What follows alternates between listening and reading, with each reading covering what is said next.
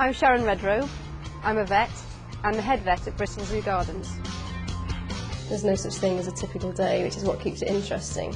So I can just get a phone call in the morning and go and see a 6-foot snake that's got pneumonia, and the next minute a gorilla that's hurt its foot, and the next minute a fish isn't swimming right. Well, I go and have a look. So the working as a zoo vet thing really keeps it varied.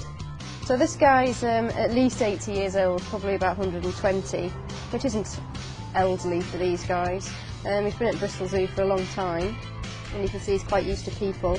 We can bleed these tortoises like we can the smaller ones, so we take blood from the big jugular vein here, and he usually lets us do that. So he's had health checks, blood samples, x-rays.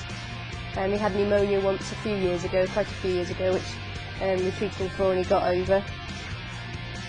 We just like the affection, don't we? The conservation angle is what really makes it more important and more interesting for me.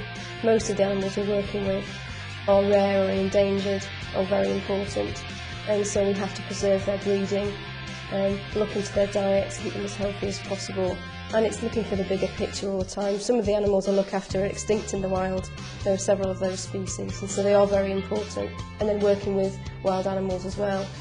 Sometimes we've got to dart the animals because they won't take the medication in the feed, and we can't hand inject them because it's too dangerous. So we use a dart gun, which is one of the fun parts of the job. The power can be changed to be quite gentle, so it's almost like a hand injection, or we can turn the power right up and it can go 30 or 40 metres if the animal's far away to inject it with an anaesthetic, for instance. I'm able to travel with the job. I've been to Cameroon a couple of times to see our rehabilitation unit for chimps and gorillas and work with those and teach the Cameroonian vets over there the things that we do in Europe and share experiences, which is very interesting and important. I've been to Indonesia last year working with some bird work for bird flu and then teaching at the vet school in Jakarta, and that was interesting.